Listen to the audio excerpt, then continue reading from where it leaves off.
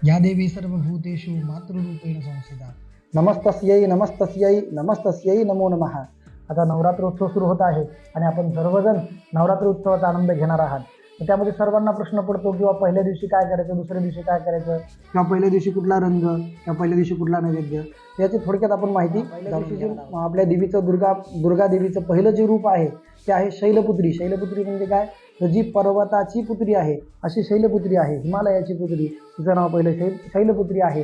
त्या शैलपुत्रीचा नैवेद्य जो आहे तो तूप आहे। तूप म्हणजे काय, तर गाईचं साजूक तूप, गाईच्या साजूक तुपाचा आपल्याला देवीला नैवेद्य दाखवायचा आहे। आणि त्या दिवशीचा जो साडीचा रंग किंवा देवीचा रंग जो आहे तो नारंगी म्हणजे संत्रीसारखा आहे, संत्री रंगाचा आहे। तर नारंगी रंगाची साडी किंवा देवीला वस्त्र आपण अर्पण करणार आहोत। आणि हे सर्व केल्याने आपल्याला आपल्या देवीकडनं आपल्याला आपल्या आरोग्याची प्राप्ती होणार आहे। दुसरा जो दिवस आहे त्या दिवशी आपल्याला दुसऱ्या दिवशी ब्रह्मचारिणी या देवीची पूजा करायची आहे। त्या देवीला पांढरं वस्त्र प्रिय आहे आणि तिला साखरेचा नैवेद्य आपल्याला अर्पण करायचा आहे। त्यामध्ये आपल्याला साखरेचा नैवेद्य अर्पण केलेलं आपल्याला दीर्घ आयुष्य प्राप्त होणार आहे। त्यानंतर तिसरी देवी जी आहे आपली चंद्रघंटा, चंद्रघंटा देवीची आपल्याला पूजा करायची आहे। आणि तिचा जो वस्त्र किंवा रंग आहे तो लाल रंग आहे, लाल रंग। आणि तिला नैवेद्य जो करायचा अर्पण तो दुधाचा आहे, गाईच्या दुधाचा नैवेद्य अर्पण करायचा आहे। आणि दूध अर्पण केल्याने आपल्याला शीतलता म्हणजे मानसिक समाधान आपल्याला प्राप्त होणार आहे। त्यानंतर चौथ्या दिवशी कुष्मांडा देवीची आपल्याला पूजा करायची आहे। तिचा जो रंग आहे तो निळा आहे आणि निळ्या रंगाचे वस्त्र, निळ्या रंगाचं सगळ्या गोष्टी आपण भगवतीला अर्पण करणार आहोत। आणि त्यानंतर तिचा जो नैवेद्य दाखवायचा आहे तो मालपोव्याचा दाखवायचा आहे। पहा, जसं प्रत्येक व्यक्तीच्या वेगळ्या वेगळ्या आवडी असतात त्याचप्रमाणे आपल्या देवीच्या भगवतीच्या पण आवडी वेगळ्या वेगळ्या आहेत। तर त्याप्रमाणे आपल्याला तिला अर्पण करायचं आहे।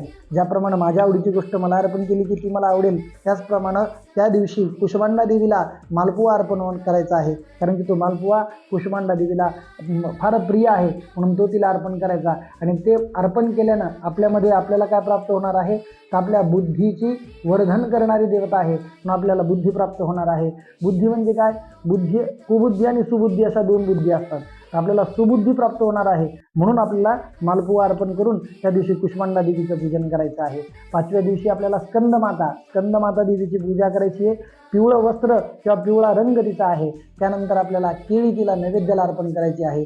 केळी अर्पण करून तिच्यापासून आपल्याला काय मिळणार आहे, तर आपल्याला समृद्धी म्हणजे काय, तर व्यवसायामध्ये सगळ्या गोष्टींना यश प्राप्त होणार आहे। म्हणून व्यवसायामध्ये जर आपल्याला अडचणी असतील तर नक्की त्या दिवशी आपण केळी भगवतीच्या मंदिरामध्ये किंवा भगवतीला अर्पण करायची आहे। त्यानंतर आपलं सहावी जी देवी आहे ती कात्यायनी देवीला हिरवा रंग आहे आणि हिरव्या रंगाचं वस्त्र आपण अर्पण करायचं आहे। आणि मधाचा नैवेद्य आपण दाखवायचा आहे। आणि मधाचा नैवेद्य दाखवल्यानंतर आपल्याला त्या देवीकडनं काय प्राप्त होणार आहे, तर सौंदर्याची प्राप्ती करणारी किंवा प्राप्ती करून देणारी जी देवता आहे ती आहे कात्यायनी। त्याच्यानंतर सातवी जी देवी आहे ती कालरात्रीला आपल्याला राखाडी कलर म्हणजे जो राखाडी कलर आहे तो त्या भगवतीचा प्रिय आहे। त्यानंतर तिला नैवेद्य दाखवायचा तो गुळाचा दाखवायचा आहे। आणि त्या आपल्याला गुळाचा नैवेद्य दाखवून आपल्याला काय प्राप्त होणार आहे, आपल्या शत्रूंवरती आपला विजय प्राप्त होणार आहे किंवा जे शत्रू आहेत त्यांच्याने आपल्यामधले जी शत्रुबुद्धी आहे ती नष्ट होणार आहे। म्हणून आपल्याला गुळाचा नैवेद्य भगवतीला अर्पण करायचा आहे। आता आठव्या दिवशी आपल्याला महागौरीचं पूजन करायचं आहे। आणि महागौरीचा रंग जो आहे तो जांभळा आहे आणि जांभळा रंग तिला नैवेद्याला अर्पण करायचा आहे, ते नारळ अर्पण करायचं आहे। आणि तिचं जे आपल्यासाठी काय होणार आहेत, आपल्या ज्या काही इच्छा असतील त्या भगवतीला नारळ अर्पण केल्यानं आठव्या दिवशी आपल्या त्या सर्व इच्छा पूर्ण होणार आहेत। आणि 9वा दिवस म्हणजे महत्त्वाचा तो सिद्धिदात्री पहा, नावामध्ये सांगितलेला आहे सिद्धिदात्री म्हणजे काय, तर आपल्या सगळीकडनं आपल्याला ती सिद्धी प्रदान करणारी देवी आहे। तिला काय नैवेद्याला द्यायचं आहे, तिला 2 नैवेद्य सांगितलेले आहेत। एक म्हणजे हरभरा आणि दुसरं म्हणजे तांदळाची बनवलेली खीर, ही भगवतीला फार प्रिय आहे। खीर म्हणजे आपण त्याला पायस पण म्हणू शकतो, तो पायस भगवतीला अत्यंत प्रिय आहे म्हणून पायसाचा नैवेद्य आपल्याला भगवतीला दाखवायचा आहे। आणि ती केल्यानंतर आपल्याला काय प्राप्त होणार आहे, तर भगवतीची कृपा प्राप्त होणार आहे, म्हणजे भगवतीचे आशीर्वाद आपल्याला प्राप्त होणार आहेत। आणि अशा प्रकारे आपल्याला 9 दिवसाचं सगळं करायचं आहे। 9व्या दिवशी 9व्या देवीचा रंग जो आहे तो मोरपंखी रंग आहे। हा सर्वांना मोरपंखी रंग हा अतिशय प्रिय असतो म्हणून सिद्धिदात्री देवीचा रंग मोरपंखी आहे त्या दिवशी। त्यामुळे आपल्याला भगवतीला मोरपंखी रंगाचे वस्त्र वगैरे अर्पण करायचे आहेत। हे सर्व केल्याने काय प्राप्त होणार आहे, आपल्याला भगवतीचे देवीचे कृपा आशीर्वाद आपल्याला प्राप्त होणार आहेत। 9 दिवस अशा प्रकारे आपण देवीची सेवा करून आपण आपल्या कुटुंबाला आणि आपण सर्वांनी कृतकृत्य व्हायचं आहे आणि भगवतीची आपल्या कुलस्वामीचे आशीर्वाद प्राप्त करून घ्यायचे आहेत। पहा, देवीची उपासना ही सर्वात महत्त्वाची आहे. का महत्त्वाची आहे?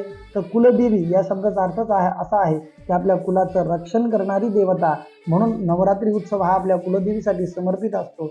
म्हणून आपण सर्वांनी कुलदेवीची पूजा करायची आणि कुलदेवीचे आशीर्वाद आपल्याला प्राप्त करून घ्यायचे आहेत. अशा प्रकारे नवरात्री उत्सव साजरा करूया. तुम्हा सर्वांना नवरात्रीच्या खूप खूप शुभेच्छा. जय माता दी.